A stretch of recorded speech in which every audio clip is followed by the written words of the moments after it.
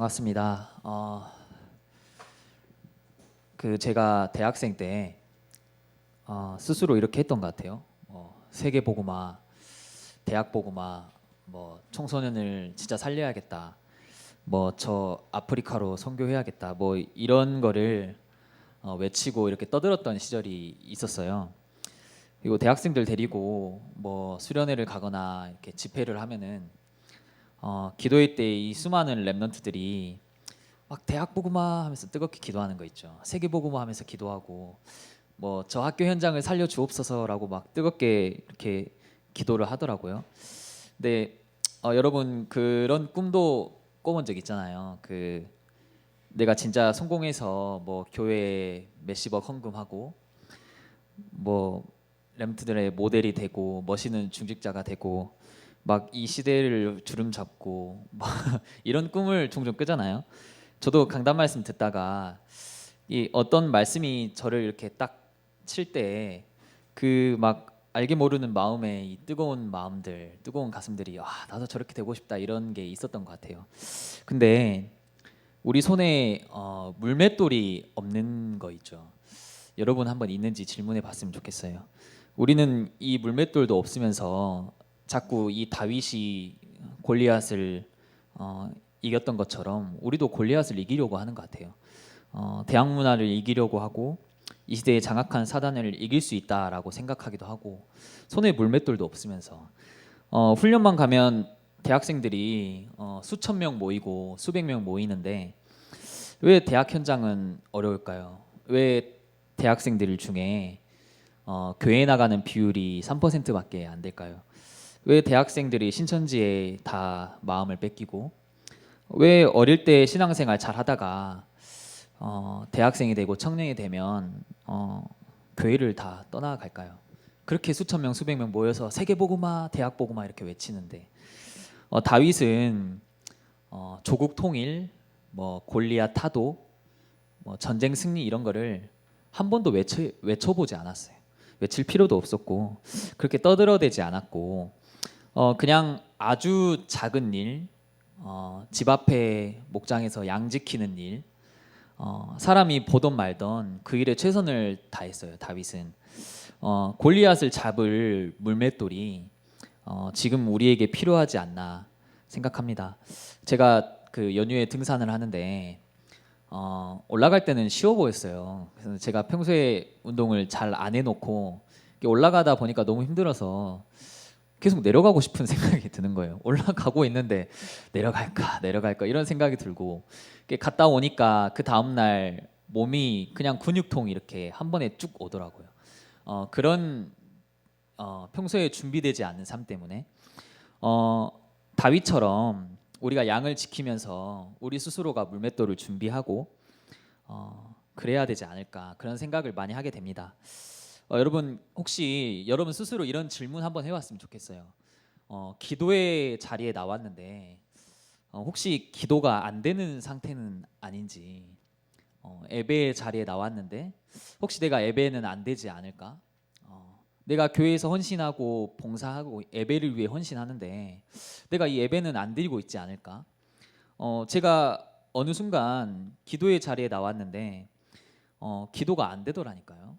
그냥 집 앞에 골방에서 하는 게 아니라 너무 바빠서 분주해서 하는 게 아니라 시간을 내서 기도의 자리에 나왔는데 기도가 안 되더라니까요. 그래서 하나님께 진짜 질문했어요. 기도하고 하나님 왜 기도가 안 됩니까? 그래놓고 막 세계복음화 외치고 있고 막 현장 살리고 세상 주름 잡는 꿈을 꾸고 있고 참 황당하고 부푼 꿈이었죠. 우리에게 왜 이런 물맷돌이 필요하냐면 지금 이 시대를 여러분이 진짜 제대로 보고 직시했으면 좋겠어요. 지금 이 시대는 완전히 정신병 시대입니다. 지나가던 여자 얼굴에 그냥 모르는 사람이 염산을 뿌려버려요. 그래서 지나가는 여자가 아무 잘못도 없는데 얼굴이 녹아내리고 이해할 수 없는 것 같아요. 학생이 학교에서 총으로 반에 들어가서 난사해서 여러 명을 죽이죠. 이게 뭔가 씌우지 않고서야 이 사단에게 잡혔다고 말하지 않고서야 도무지 설명할 수 없는 코로나19가 이게 한국을 강타하면서 그 전국 여러 군데 정신병원에서 이 집단 감염이 발생했어요. 그래서 뭐 어느 대구의 정신병원, 서울의 정신병원에서 수십 명씩 감염자가 발생하고 얼마나 많은 사람들이 이 정신병원 내에 입원해 있었으면 수십 명씩 감염하고 또 전수조사를 하는데 몇백 명을 조사해야 되고 거기에 입원한 환자들이 그렇게 많다는 거예요. 또 지금 이 시대가 완전 이 생명을 가치 없게 여기는 생명이 완전히 바닥에 떨어진 이런 시대가 되었어요. 최근에 낙태를 합법하는 법이 제정이 될 거라고 그런 기사들이 나오고 있습니다. 이전에는 불법이었고 낙태가 불법으로 행해졌는데 이제는 합법적으로 가능한 시대가 되고 있고 뭐 14주냐 24주냐 이런 이야기가 나오고 있어요. 근데 14주라고 하면 아이가 이렇게 살아 숨쉬고 형태를 갖추고 뭐 하품도 하고 움직이기도 한 그 시기라고 해요. 그런 범위까지 허용이 된다는 거죠. 1970년대에 오레곤주에 러셀 사코라는 의사가 있었어요. 이 의사는 이렇게 낙태 수술을 해주는 의사였는데 그날도 어김없이 이 낙태 수술을 진행하는 와중에 진행하고 있었다가 수술을 하고 태아의 시신을 이렇게 처리하다가 10주 된 태아의 그 발가락이 절단돼서 나왔는데 발바닥이 주름이 져 있는 걸 보고 이 완벽하게 주름이 형성돼 있는 그냥 사람의 발바닥인 걸 보고 내가 더 이상 낙태를 하면 안 되겠구나. 그러면서 막 하염없이 울고 이 사진을 찍어서 내가 낙태에 반대하는 이 신드롬을 일으켜야겠다 하면서 이 사진을 뭐 기사에 올려서 그렇게 세상에 알리고 경각심을 깨웠다고 해요. 태아도 한 생명이고 낙태는 결국 살인이죠. 생명을 죽이는 거니까. 사람을 죽이는 거예요. 그래서 오히려 지금 의사들은 낙태 허용을 10주로 낮춰달라. 뭐 아이 그래도 10주여도 사람은 사람이잖아요. 그래서 의사들에게 우리에게도 수술 거부권을 줘라. 환자가 왔을 때 나는 거부하겠다 이런 거부권을 줘라. 이렇게 요구하는 좀 긍정적인 면도 있지만 여당 및 뭐 여성 단체 진보 뉴스들은 낙태법이 너무 짠 게 아니냐. 뭐 여성의 인권을 더 강조해야 되는 거 아니냐. 여성이 하고 싶은 대로 더 해줘야 되는 거 아니냐. 그렇게 요구를 계속하고 있습니다. 의사들은 아는 거죠. 이게 생명이라는 게, 생명체라는 게.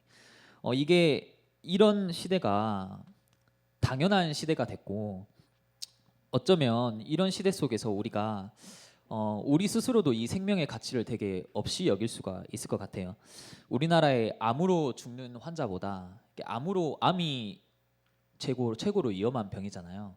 근데 암으로 죽은 환자보다 자살로 죽는 사람이 더 많다고 해요. 어쩌다가 우리나라가 이런 지경에 그러면서 이 생명을 무시하는 게 결국 어떤 상황이 되냐면 그리스도 안에서 우리가 그리스도를 믿음으로 말미암아 완전히 옛사람은 버리고 새 사람이 되는 새 생명을 우리가 누리게 되잖아요. 그렇죠? 그리스도 안에서 우리가 새롭게 태어나잖아요. 거듭나고. 근데 이 새 생명이 완전히 가치가 없게 되는 거예요. 왜냐하면 이 생명 자체가 가치가 없으니까 생명 자체가 땅에 떨어졌으니까 이 새 생명이 무슨 의미예요? 전혀 가치가 없게 되는 상황이 발생하고 있습니다. 그리고 세 번째로 최근에 가장 젊은 세대에게 나타나는 게 이 개인주의가 도래하고 있는 시대입니다. 2030 세대에 비혼주의가 이렇게 늘고 있다 해요. 결혼은 싫고 출산은 더 싫고 이게 비혼주의의 그 슬로건이라 하던데 결혼의 대안으로 이렇게 동거를 하면서 그냥 자유로운 연애 그냥 자유롭게 내 인생 즐기며 살겠다 이런 젊은이들이 많이 나타나고 있어요. 그러면서 출산율은 계속 떨어져만 가고 있죠. 분명 성경에는 남자와 여자가 가정을 이루고 언약을 전달하는 이게 너무 중요하다라고 말하고 있는데 어느 순간 우리 안에 이 개인주의로 인해 공동체의 정신이 완전히 소멸되고 있는 거 있죠. 심지어 이게 교회 안에도 침투해서 아니 나만 신앙생활 잘하면 되는데 왜 그러십니까? 그만 뭐 요구하고 그만 괴롭히세요. 나 혼자 그냥 조용히 다니게 놔두세요. 그만 수련회 가라 하세요. 그만 뭐 훈련 받으라 하세요.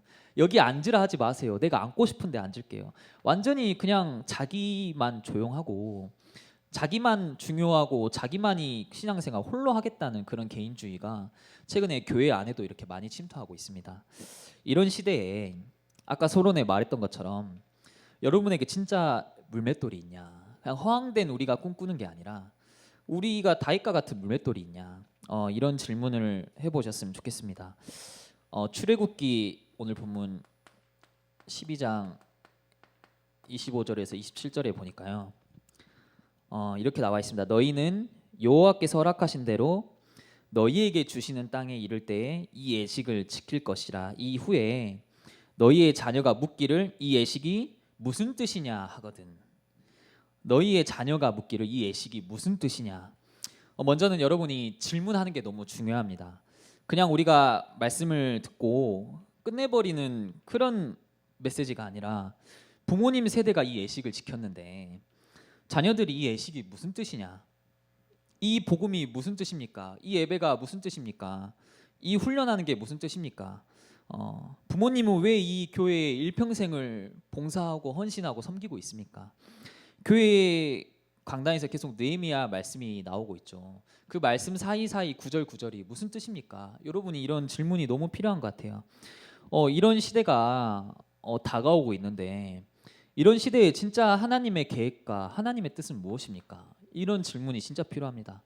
그 남자분들 연애할 때 그 여자가 이 조금이라도 바뀌면은 바로 질문하셔야 됩니다. 바로 물어보고 여자가 바뀌었다면 인지하고 물어보는 게 맞는데 여자가 물어보게 만들면 안 되잖아요. 나 오늘 뭐 바뀐 거 없어? 남자는 무지해서 전혀 모르기 때문에 먼저 남자가 물어봐야 되는데 그 제가 예전에 혜진이한테 이렇게 머리 바뀌었네 하니까 아니요 한 달 전에 바꿨는데요. 그 정도로 제가 질문 타이밍이 너무나도 늦었고 한참 뒤에 했던 거죠. 우리가 이런 본문을 가지고 진짜 질문하는 거. 근데 우리가 질문하는 것도 있지만요. 오늘 본문처럼 후에 여러분의 자녀들이 여러분에게 질문을 할 수도 있어요. 무슨 뜻인지 물을 때 여러분이 곧바로 대답해 줄 수 있는, 정확하게 말할 수 있는 여러분만의 정확한 물맷돌이 있어야 되잖아요. 골리앗이 다윗을 조롱하고 이스라엘 조롱할 때 다윗이 거침없이 말할 수 있는 본인만의 것이 있었어요. 반드시 여러분의 친구들이 물어볼 겁니다. 반드시 사회가 물어보고 제 친구들이랑 대화하다가 갑자기 이렇게 훅 질문할 때가 있다니까요. 제가 준비되지 못하면 정확한 답을 해주기 어려운 거예요. 저도 얼버무리고 그때 우리가 올바른 복음을 전해줄 수 있는 이런 시대에 대해 물어볼 겁니다. 여러분 SNS나 뭐 뉴스를 보면은 각종 사건 사고 뭐 연예 뉴스 이런 걸 보면서 이런 얘기 하잖아요. 어떻게 저럴 수가 있지? 저 사람은 왜 저렇게 할 수가 있지? 쟤는 어떻게 저럴 수 있냐? 이런저런 이야기 할 때 우리가 같이 여기에 동조되고 같이 그냥 하는 게 아니라 이런 시대에 진짜 유일한 답과 이 진짜 정확한 답을 전달해 줄 수 있는 그런 게 진짜 필요합니다. 27절에 보니까 자녀들이 물어볼 때 이 예식이 무슨 뜻이냐 물어볼 때 너희는 이르기를 이는 여호와의 유월절 제사라 하라. 유월절이 뭐죠? 그 모세가 10가지 재앙 중에 마지막 재앙이 있었죠. 출애굽하기 전에 그 마지막 재앙이 장자가 죽는 재앙이었어요. 그래서 사람은 물론 기록에 보니까 모든 가축의 장자까지 죽은 거예요. 그러니까 내 사람의 자식 장자만 아니라 가축의 장자까지 피할 수 없는 거죠.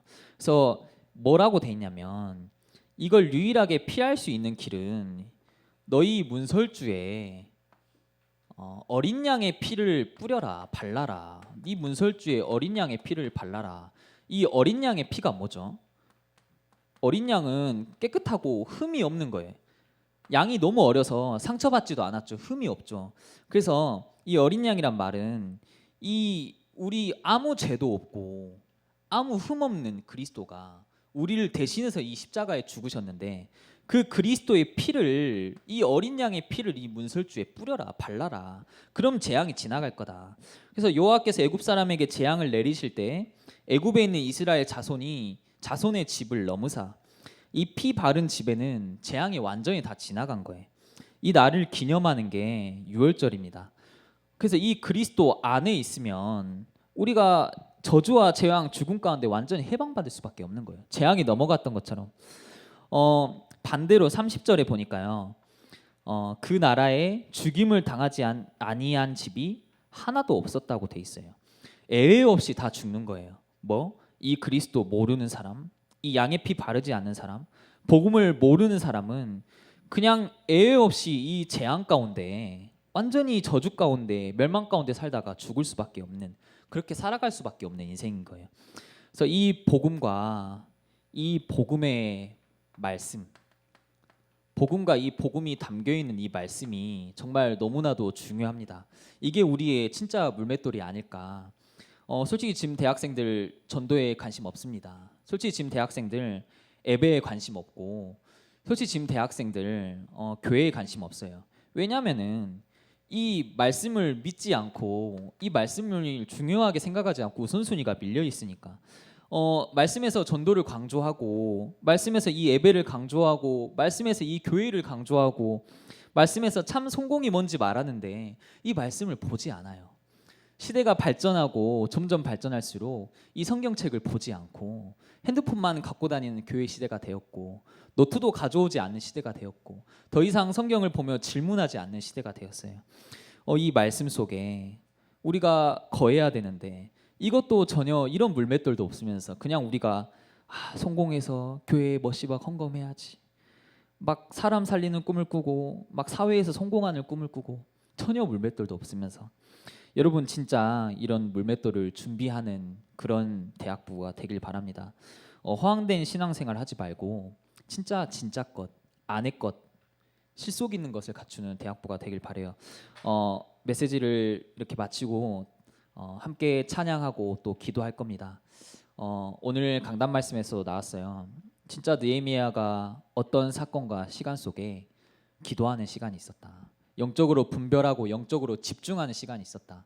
우리가 함께 기도하고 찬양할 때 진짜 영적인 집중력 가지고 함께 찬양하고 함께 기도했으면 좋겠습니다.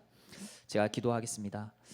하나님 감사합니다. 하나님, 우리 안에 진짜 물맷돌을 가지고 현장에 나갈 수 있도록 인도하여 주세요. 하나님, 우리가 하나님이 원하신 것 할 수 있도록, 하나님이 기뻐하신 것 할 수 있도록 우리 삶을 통치하시고 인도하여 주옵소서. 하나님, 우리가 살아가는 인생에 있어서 참 하나님 말씀이 중심이 되고 기준이 되어 살아갈 수 있도록 우리 삶을 붙잡아 주옵소서. 지금도 살아계신 주 예수 그리스도 이름으로 기도합니다.